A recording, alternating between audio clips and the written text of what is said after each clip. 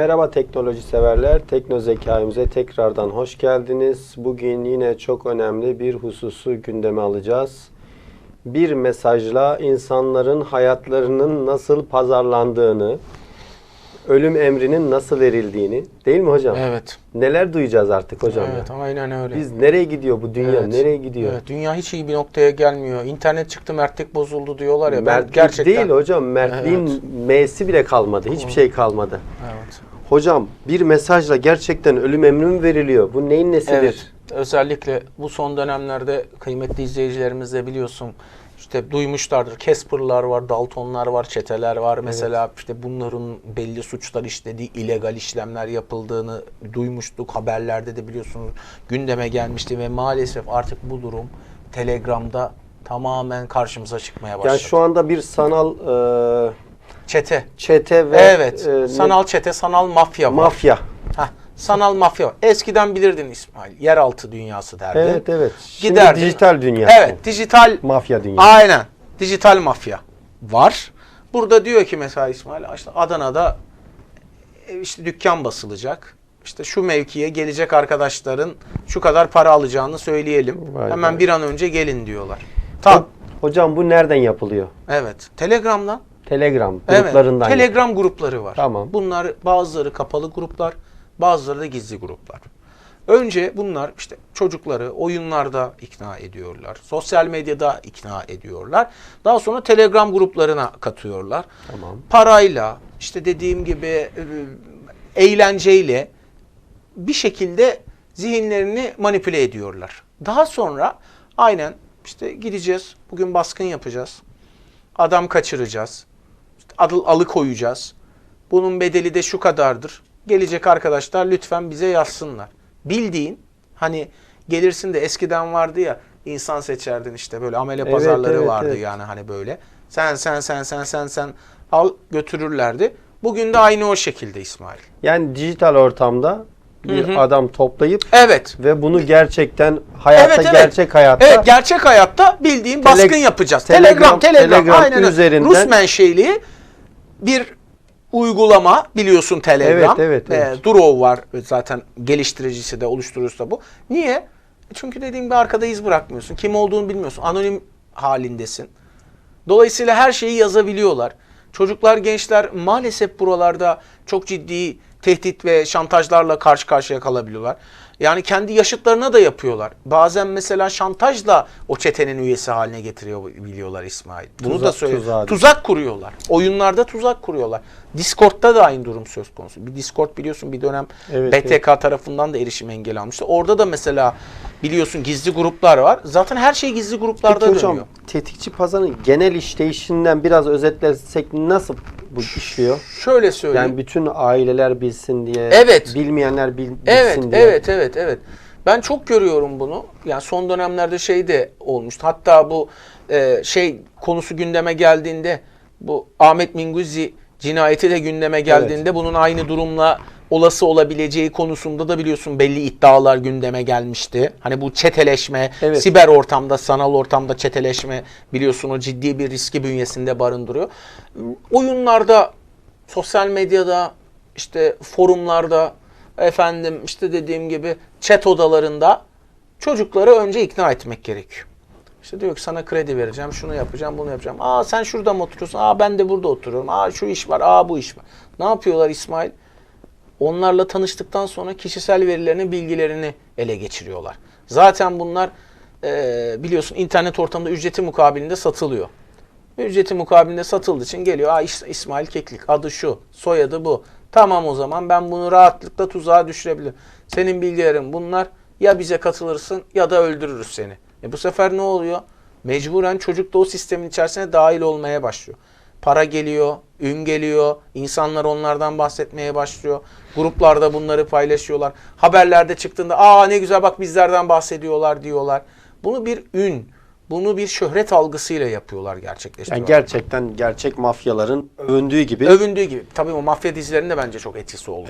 Bunların çıkmasında. Çünkü İsmail diyorlar ki zaten 18 yaşın altındayız. Cezasızlıkta zaten çok fazla ceza da yemeyiz. 2 ay, 3 ay artık neyse, 1 ay, 1 yıl, 2 yıl yatar çıkarız. diyorlar. Çünkü çocuk 18 yaş altı olarak görülüyor maalesef. Ve bundan sonraki süreçte az önce de söylediğim gibi İsmail, gerisi çorap söküğü gibi geliyor. Tuzaklar kuruluyor. Çocuklar bu sürecin içerisine dahil ediyorlar. Hani nasıl eskiden işte çok rahat bir şekilde silaha ulaşabiliyorsan Telegram'da, hala da aynı şekilde biliyorsun yani silah alacaksın. Bugün diyor ki silah satış diye yazdığında çat diye senin önüne çıkıyor. Aslında web'in karanlık yüzü bir nevi Telegram. Telegram'a taşındı. Evet, Doğru aynen mu? aynen. Hani biliyorsun dark web dediğimiz Artık o tamamen artık şeye geçti diyorsunuz. Yazışmalara geçti ve tabii. herkesin ulaşabildiği bir noktaya geçti. evet, çünkü Telegram uygulaması herkeste var. Bir de Telegram'da insanların suç işlemesinin sebebi de şu. Şimdi sen İsmail Keklik olarak WhatsApp'a girsen numaran ortaya çıkar.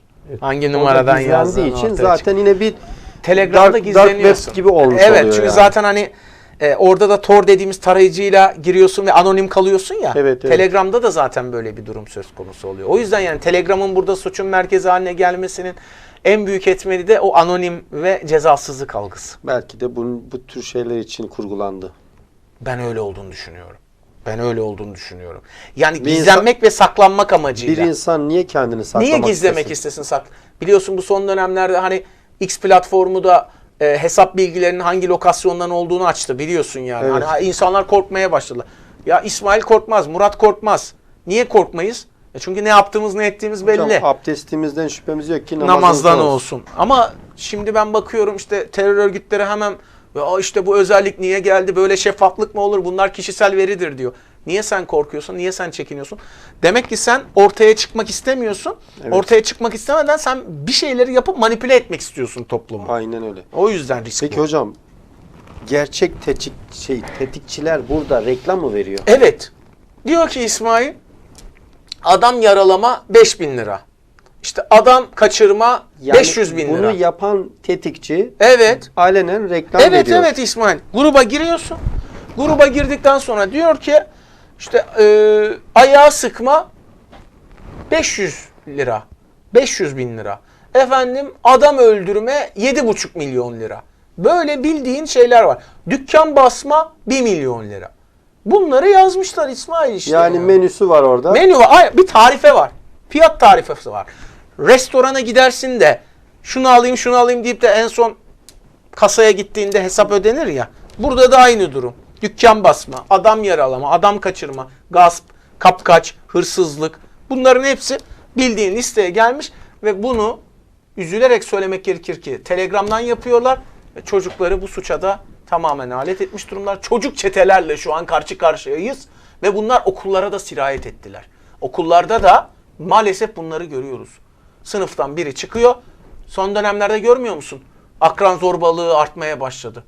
Çocuğa geliyor. Kendi arkadaşı ya, kendi yaşıtı. Gelip şöyle yapıyor. Hadi paranı ver. Hadi telefonunu ver vesaire diyor. Çocuk utancından ailesine falan da söyleyemiyor. Ne oluyor? Baskı altında kalıyor.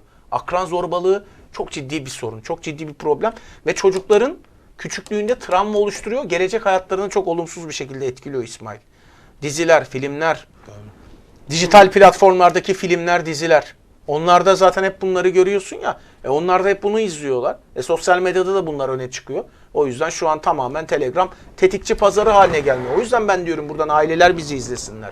Evet. Bilsinler neler dönüyor. Her şey öyle Instagram'da beğeni yapmak, takipçi almak değil yani. Hocam dikkat edersen zaten bizim bütün yayınlarımız hep gerçekten birine bir faydamız olsun da. Aynen yani. Ne bir çıkarımız Yok var, canım, bir ne şeyimiz çıkarı var bu konuları Ve konuşmak. bu gerçekten olan şeyleri biz burada senaryo gibi anlatıyoruz ama bunlar hepsi gerçek. Var. Bunlar bak şikayet sitelerine girsinler baksınlar. Oralarda da var mesela yani Ya ben bunlar. burada soruları soruyorum ama ben gerçekleri bildiğim için soruyorum burada. Tabii. Yaşanan şeyleri Bunlar soruyorum. yaşanan gerçek Sizden hikayeler. duysunlar diye söylüyorum. Tabii bunlar yaşanan gerçek hikayeler. Hocam, Çevremizde peki, de var. Türkiye'deki hukuki boyutuna gelirsek. Evet. Türkiye'de bu tür bir talep bile göndermek suç mu? Yani ben bir tetikçiye mesela talep ettim. Evet. Pazarlık yaptım. Evet. Bu suç mu? Tabii İsmail. Sen çünkü illegal bir işe giriyorsun. Tamam, Türk girdim. Ceza Bunu nasıl ispatlayacak mesela? Yazışmalar var. Benim suç işlediğimi, Yazışmalar var. ben olduğumu nasıl anlayacak? Gizliyim. IP bilgilerinden ulaşabilir, mesaj bilgilerinden ulaşabilir. Ama Telegram Sana- gizli dedik. İşte en büyük sorunlardan bir tanesi o zaten. Yani eğer seni farklı bir mecraya çekmediyse, Telegram'dan sohbet devam ediyorsa, yani gel WhatsApp'tan konuşalım vesaire olmadıysa maalesef burada Geçmiş yapacak olsun. bir şey olmuyor. Ama İsmail, hani yine konuşmuştuk seninle, siber devriyeler, sanal devriyelerimiz var. Evet. Bu gruplara girip Yani orada sanki şeymiş gibi, tuzağa düşenmiş gibi. Tuzağa düşen insanmış gibi. Zaten operasyonlar nasıl yapılıyor? Evet. Böyle gerçekleştiriliyor. Zaten o şekilde olmazsa Yoksa kesinlikle mümkün mü? değil. O kişiler de, bakma, bu işleri yapan insanlar bir adım sonrasını hesaplayan Hocam insanlar. hukuki olarak sen de çok iyi biliyorsun, ben de çok iyi biliyorum. Evet. İşin içindeyiz. Aynen. Dijital iz olmazsa Evet, mümkün değil hiçbir yani. şey delil yok demektir. Bir, ikincisi yasa yoksa, yani Evet. o suçun bir karşılığı yoksa yasada, anayasada, kanunda ne yapacaksın Evet. İsmail? Televizyonlarda Hakimin karşısına görüyorsun. çıkardığı zaman Savcı çağırıyor ifadeye. Evet. Hakim karşısına ifade, diyorlar ki saldı. Hakim ne yapsın? Bununla ilgili bir... örnek söylüyorum. Telegram, belki savcı bile Telegram ne diyor mesela? Evet. Yasada öyle bir şey yok. Örnek söylüyorum. Evet. Yani O zaman ne yapacak? Ya yani diyecek, bu açıkların bir an önce hukuki olarak kapatılması gerekiyor. Mesela Fransa'ya bilgi vermeye başladı Telegram. Dedi ki en azından, dedi, telefonla iletişim bilgilerini vereceğiz dedi. Anonim ya hesaplar. Peki onlara veriyor da bize niye yok? Bunu bana sormayacaksın. İşte burada hukuki, Ellere var da biz... Yani Demek ki senin 2020 yılındaki sosyal medya yasanda bir açık var. yani bu açıkların giderilmesi, Ne dedik biz? Ofis var, evet, kimse temsilci yok. var, kağıt üstünde ama içi boş. Kimse yok. Masa sandalyeden ibaret yani. Standart bir cevap. Aynen. Hangi Biliyorsun mahkeme işte. hangi mahkeme bir Aynen. yazı istese Evet. Aynı avukat da gelir. aynı avukat. Avukat döşer ondan sonra. Sadece üstündeki mahkeme ismini değiştiriyor. Evet, doğru. Dosya numarası değişir. Evet. Peki hocam, bu tuzağa düşmemek için seyircilerimize önemli uyarılarımız ne Evet, olabilir? aynen. Değerli izleyicilerimize, özellikle çocukları, gençleri bu tuzağa düşürmemek için seslenmek istiyorum. Lütfen iletişiminizi koparmayın. Sağlıklı, sıcak iletişim kurun. Bir çocuğun telefonuna bakın, uygulamalarına bakın. Telegram varsa, Discord varsa. Bir çocuğun telefonunda neden Niye? Telegram olsun ya? Bravo. Niye olsun? WhatsApp var. Hani madem konuşmak istiyorsan. Yazışmak Abi için yanlış anlama. direkt silsinler Evet. yani. Yani burada Bence aileler direkt Telegram varsa direkt Telegram'ı silsinler. Bak, samimiyetle söylüyorum. Telegram demek, üzgünüm bunu söylemek istemezdim, eşittir suç demek oluyor. Eğer önünü kesmezseniz yarın gerçekten çok daha büyük sorunlarla, problemlerle. yok, geri dönülmez yola. Bunun geri dönüşü yok. Bunun geri dönüşü yok. Ama tabii ki ne yapmak lazım? Devletin de cezai yaptırımlarını arttırması gerekiyor. Çok ciddi. 2020 yılındaki yasanın güncellenmesi gerekiyor. Bütün suç burada. Yanlış anlama, sadece tetikçilik yok. Uyuşturucu, esrar, eroin, kokain, bilimum maddeler. Bununla birlikte aynı şekilde çocukları şey yapan yasa dışı bahis, kumar, illegal çeteler, yasa dışı faaliyetler, hepsi müstehcenlik, Hocam içimi kararttın. pornografi. Vallahi öyle İsmail Yok, yani. bildiğim için Ha evet. şakasına Bunlar gerçekler, takılıyorum o ama yüzden. Telegram'daysa biri çocuk, 12-13 yaşındaki bir çocuk, hemen şüphelenin. bence şüphelensinler. Yani biz. hemen baksınlar. tedbirini alın. Hemen telefonlarına baksınlar çocuklarına. Yoksa onlar için çok geç olabilir. Ben zaten o mesajı ver diye söyledim. Evet, hocam. aynen Çünkü öyle yani. bir çocuğun cep telefonunda Neden olsun Telegram'ın ne abi? işi var? Ya ne işi var kardeşim? Yazışmaksa WhatsApp neyine yetmiyor? Evet, aynen öyle yani. Orada hani. da zaten en azından telefon numarası belli. Evet, en azından numaradan çıkabilir Yani kim olduğu. bir şekilde yani. onu yakalarsın, bir şey olur. Bir muhatap bulursun. Ama Muhatap burada bulursun. Ne muhatabın var? Burada hiçbir şey yok İsmail. Web'in gizli tarafı Web'in görünmeyen yüzü, karanlık yüzü. tamamen Telegram'da uygulama Evet. içinde kullanılıyor. Evet, aynen öyle. O yüzden ailelerimiz dikkat etsinler. Yani bugün ben yetişkinlerin bile Telegram'a girmesini çok doğru bulmuyorum. Çünkü Telegram'da yapılan, yani yanlış anlama, bir tane doğru iş görmedim ya. Ya hocam bende de kurulu, ben sırf işte kendi mesleğimle alakalı işte bu tür şeyleri yakalayayım, Ya, neler oluyor, neler bitiyor diye, şöyle ama İsmail, gerçekten yani inanılmaz şeyler var. İsmail, orada. kripto borsaları Her şey, her yönlendirenler, yanlış yatırım tavsiyesi verip insanları tuzağa düşürenler, dolandıranlar, hepsi buradalar. Adam bir kripto grubuna giriyor, sonra bir kadın yazıyor. Ay canım nasılsın, iyi misin? Sonra seni aşık ediyor. Ondan sonra seni tuzağa düşürüyor. Senden fotoğraf istiyor. Müstehcen fotoğraf alıyor. Sonra tehdit, şantaj yapıyor. Diyor ki seni bütün ailene göndereceğim. Bu sefer ne oluyor? Dimyat'a pirince giderken evdeki bulgurdan oluyor. Bunlarla ilgili de hayretten seyircilerimiz izleyebilirler önceki yayınlarımızda. Bunları hep konuştuk. Konuştuğumuz konuların hepsinin özel videoları var. Kardeşim hepsi birbirine bağlı. Sebep Sonuç kanalında Tekno Zeka yayınlarımıza bakabilirler. Evet, aynen öyle yani hani. Ondan sonra ya da neden böyle de yani dediğim gibi şey. Böyle bir olay başınıza geldiyse yorumlara yazmayı unutmayın. Bize sormak istediğiniz bir husus varsa biz de elimizden geleni yapmaya hazırız. Aynen öyle. Ve lütfen videoyu beğenip kanala da abone olsunlar. Bu Telegram hususlarını bence yakın çevreleriyle, arkadaşlarıyla lütfen paylaşsınlar İsmail. Evet. Ben görüyorum abuk subuk şeyler paylaşılıyor. En azından böyle bilgilendirici yayınların paylaşılması daha fazla insana Buradaki ulaşmasını en büyük sağlar. mesajımız, aileler eğer gerçekten çocukların, küçük yaştaki çocukların telefonunda Telegram varsa Evet. Şüphe hemen edin. şüphe Bir an önce edin silin. ve gerekli önlemleri Alın. Ağzına yüreğine sağlık Sağ ol. hocam. Senin de inşallah faydalı olmuşuzdur. İnşallah Ailelerimiz dikkat birileri- etsinler, önlemlerini alsınlar. Bir kişiye bile yardımcı Ne olabilirsek mutlu bize. ne mutlu bize. Başka programlarda görüşmek dileğiyle. Hoşça kalın.